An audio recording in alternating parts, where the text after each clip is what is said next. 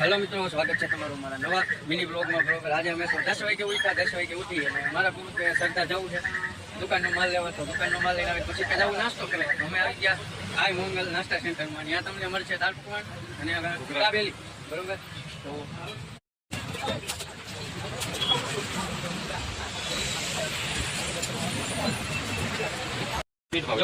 જો મિત્રો, દાળ પકવાન બનાવવાની શરૂઆત થઈ ગઈ.